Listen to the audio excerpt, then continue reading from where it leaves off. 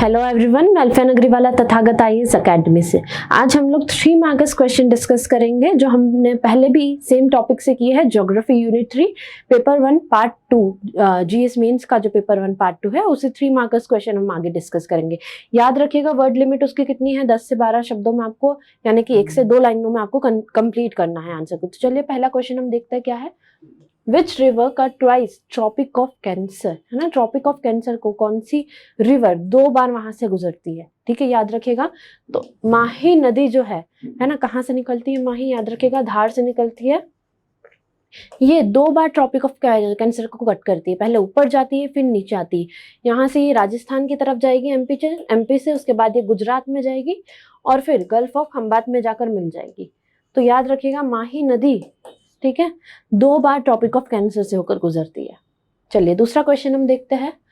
Narmada Shipra link project, देखिए इससे पहले वाले वीडियो में भी हमने नर्मदा डिस्कस की थी, कहाँ से निकलती है, उसका ओरिजिन पॉइंट क्या है, उसकी ट्रिब्यूटरीज जो है मेजर उसके बारे में हमने देखा था, है ना। कौन से वाटरफॉल से उसके ऊपर, कौन से डैम से, ये हमने देखा था। और उससे रिलेटेड हमने नमामि देवी नर्मदे प्रोजेक्ट देखा था। और उसी के चलते हुए देखिए ये क्वेश्चन क्या दिया हुआ है, मैंने आपसे बोला भी था कोई प्रोजेक्ट है अगर उस चीज के, उस नदी से रिलेटेड, तो आप उसके बारे में जरूर देखिएगा। यहाँ पर क्या दे रखा है, नर्मदा शिप्रा लिंक प्रोजेक्ट, यानी नर्मदा और शिप्रा के पानी को एक साथ जोड़ने वाला प्रोजेक्ट है, ये लिंक करने वाला प्रोजेक्ट है। तो इसके बारे में यहाँ पूछा गया है 3 मार्कर्स में। तो देखिए पहले तो हम मेंशन करेंगे रिवर लिंकिंग प्रोजेक्ट है जो सरप्लस वाटर नर्मदा का सरप्लस वाटर शिप्रा में ले जाएगा, ठीक है। याद रखिएगा सिल्किया विलेज है, ठीक है, सिल्किया विलेज है जिससे कि उज्जैनी विलेज जो है इंदौर का, वहां पर यहाँ का पानी जो है डाला गया है, लेकर वहां पर लिंक किया गया है उज्जैनी में। और कब शुरू हुआ था ये, 29 नवंबर 2012 डेट अगर आपको याद रहे तो आप याद रख सकते हो उसको, लेकिन ईयर जरूर याद रखिएगा 2012, है ना। 2012 में स्टार्ट की गई थी। करीबन 250 गांव को इसका पानी जो है वो प्रॉफिट करेगा, बेनिफिट करेगा, इरिगेशन के लिए बहुत ज्यादा बेनिफिट करेगा, ठीक है। और इसका एम भी यही है कि जो मालवा प्लेट्यू के ड्रॉट एरियाज है उन तक पानी पहुंचाना। करीबन 250 ऐसे गांव है जहां पर इसका पानी पहुंचाया जाएगा।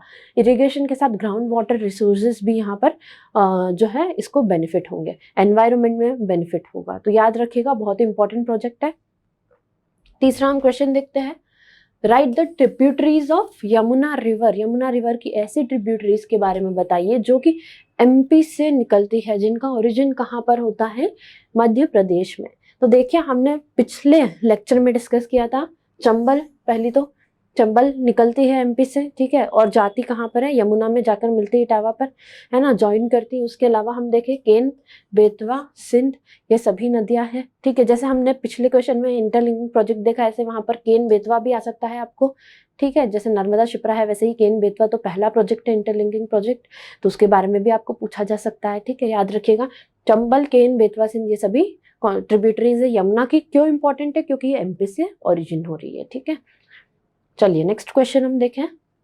ट्रिब्यूटरीज ऑफ गंगा रिवर, जैसे हमने यमुना देखा उसी तरीके से यहाँ गंगा रिवर की ट्रिब्यूटरीज पूछी गई है जिनका ओरिजिन कहाँ पर है, जिनका ओरिजिन है मध्य प्रदेश में। तो मध्य प्रदेश में ऐसी कौन सी नदियां हैं जो आगे चलकर गंगा से मिलेगी, तो देखिए सोन, है ना, जोहिला और तोन्स नदी। तो ये 3 नदियां हैं, याद रखिएगा। सोन और जोहिला तो कहाँ से निकलती है, अमरकंटक से निकलती है, ठीक है।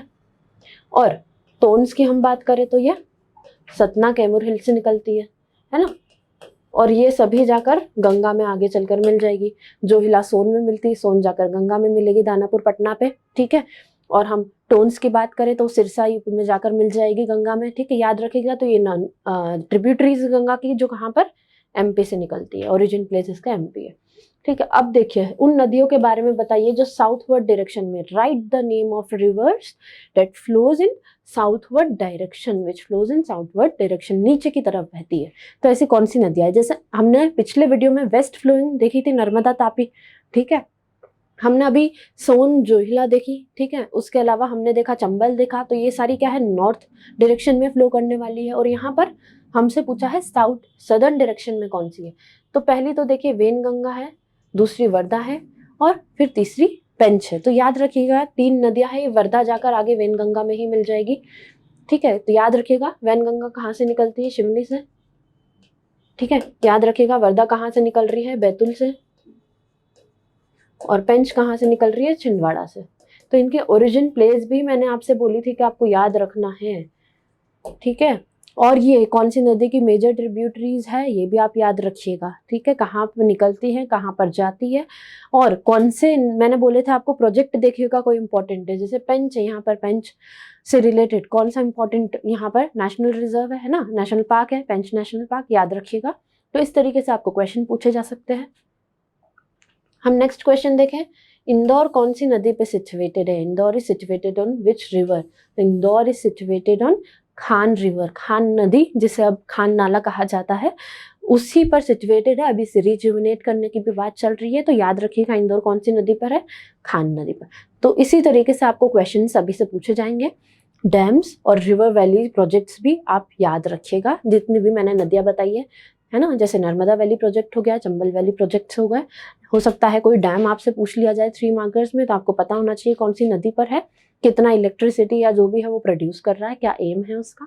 तो इस तरीके से आप याद रखिएगा, और कहाँ कहाँ पर वो पानी पहुंचाता है, इरिगेशन कहाँ कहाँ पर हो रहा है उसकी मदद से, वो आप याद रखिएगा। बेनिफिट एरियाज कौन से हैं। ठीक है, तो हम मिलेंगे हमारी नेक्स्ट वीडियो में और भी क्वेश्चंस के साथ। रिवर्स और किस तरीके से क्वेश्चन आ सकते हैं, 5 मार्कर्स, 11 मार्कर्स, हम सभी कुछ डिस्कस करेंगे। Till then take care.